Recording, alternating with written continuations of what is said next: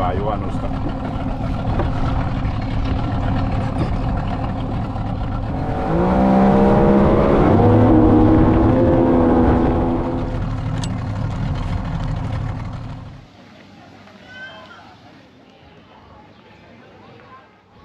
Sitten Viikinsaaren luontopolku Tampereella. Mennään katsomaan mitä löytyy Viikinsaaresta.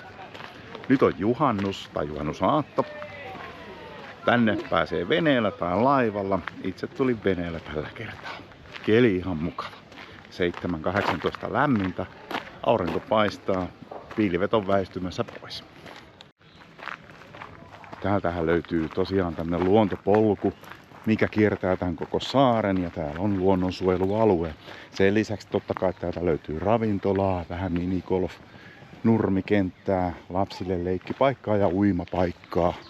Yksityisille veneille löytyy sitten omat paikat tuossa laiturissa, millä pääsee kätevästi rantautumaan. Sieltä löytyisi myös kesäteatteria, mutta nyt tosiaan luontopolkua kohti. Tää on tämmönen helppokulkunen reitti, ei kovin pitkä, varmaan alle kilometri kaiken kaikkiaan. Mutta ihan hauska seikkailla ja saa vähän pientä liikuntaa. Täältähän löytyy myös tämmöisiä mainioita majoitusvaihtoehtoja. Upeita tällaisia täyden palvelun mökkejä, jos sellaisen haluaa vuokrata. On siis yöpymismahdollisuuksia niille, ketkä sellaista haluaa toteuttaa.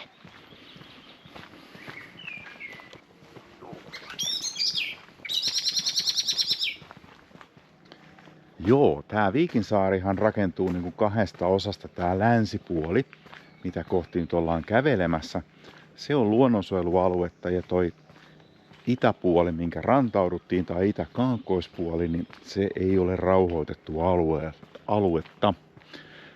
Täällä luonnonsuojelualueen puolella täällä saa kuitenkin marjastaa, sienestää, mutta pitää käyttäytyä, tai pitää olla suositellusti ainakin niin kuin liikkuminen sellaista järkevää, eli liikkua poluilla. Lemmikkejä saa tuoda, kunhan ne pitää kytkettynä.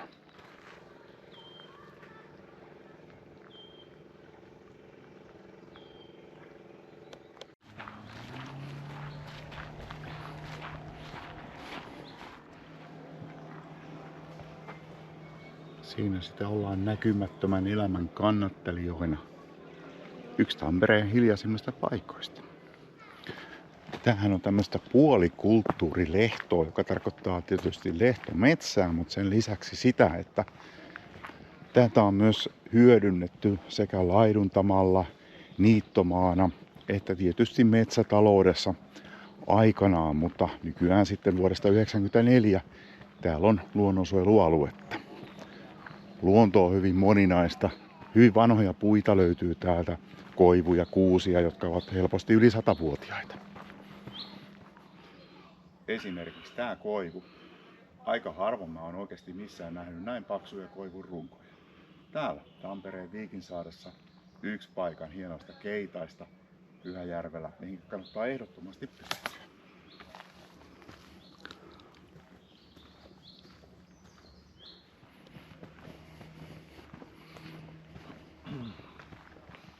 Aika kivasti lisätty myös tämmöisiä infotyyppisiä opaskylttejä alueella kulkijoille, josta saa sitten lisäinfoa erilaisista asioista.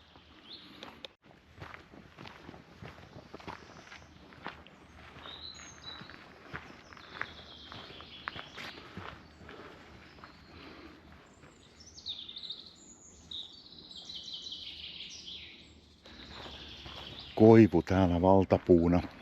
Se on väistyvä laji sen takia, että koivuhan elää 80-300 vuotta.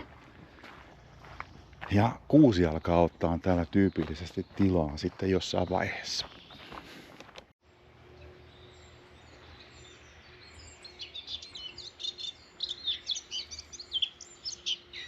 Mustapääkerttu on yksi harvinainen lintu, mikä pesii täällä Viikinsaaressa, ja sen laulu on tommonen aika omintakeinen.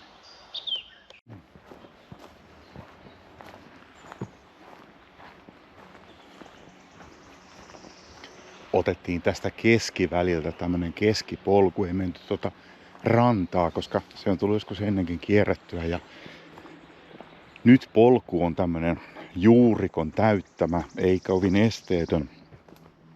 Mutta nähdäänpä täältä sitten mitä täällä on ja voidaan sitä näyttää muillekin.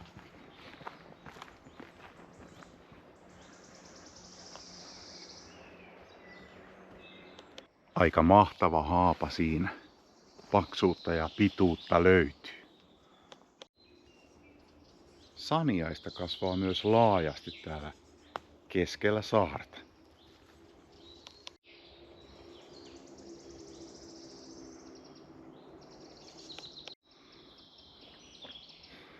Ainakin 100-vuotias kuusi, kun tietää tästä paksuudesta, että se on mua leveämpi. Ampiaiset hakee ahkeraan sieltä ravintoa. Tai pesän rakennusaineistoa. En mä tiedä, hakeeko ne niinkään ravintoa täältä. Kyllä se ravinto löytyy jostain muualta. Tämmöistä valtavaa pölliä jötkälettä kun kattelee, niin ei sitä voi kun miettiä, että mitähän kaikkea tää kuusi on elämänsä aikana nähnyt. Paljon on muuttunut, koska nyt mennään jo huomattavasti yli 100 vuotta tämän kokoisen kuusen kautta. Mennään sinne 1900-luvun alkuun, ellei sitten 1800-luvulle. Tiedä, vaikka olisi lähemmäksi 200 vuotta. Ja kun oikein miettii sitä laiduntamisjuttua ja tarinaa, niin onhan se voinut olla silleenkin, että toi kuusi on nähnyt sitä laiduntamista, lehmiä, niittämistä, karjanpitoa ylipäätänsä ja metsätaloutta sen aikaisessa maailmassa Suomessa, mitä onkaan eletty. Saniaiset spotattiin jo aiemmin, mutta tuossa infokyltissä kerrottiin lisäinfoa, että ainakin 9 erilaista saniaislajia kasvaa täällä Viikinsaaren runsas lajisessa metsässä. Ulkona alkoi sataa vettä, mutta täällä metsässä se ei kyllä haittaa tippaakaan. Ei ole vielä yhtään tippaa tullut puiden lehtien läpi. Eli pienellä sateellakin voi tulla tänne Viikinsaareen. Ja huomatkaa, täältä löytyy tämmönen oja tai suo tai tämmönen kosteikkoalue. Harva varmaan tietää, että tämmönenkin löytyy Viikinsaaresta. Nyt tiedätte. Päästään pitkospuille.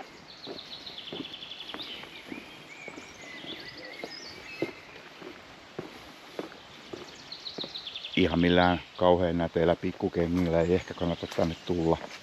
Tässä on nimittäin oikeasti kurasta maata.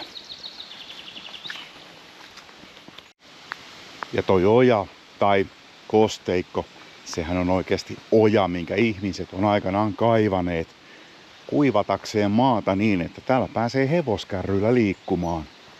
Se on se tarina, miksi sellaisia on muodostunut. Kaikki ei ole ihan luonnon omaa muokkaamaan.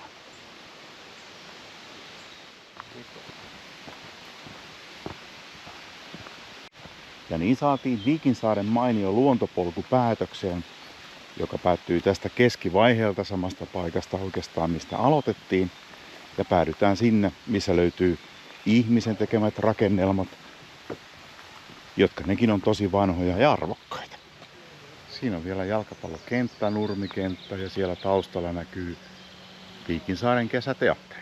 Mun mielestä tää on tosi mukava paikka, Tampereen Viikinsaari.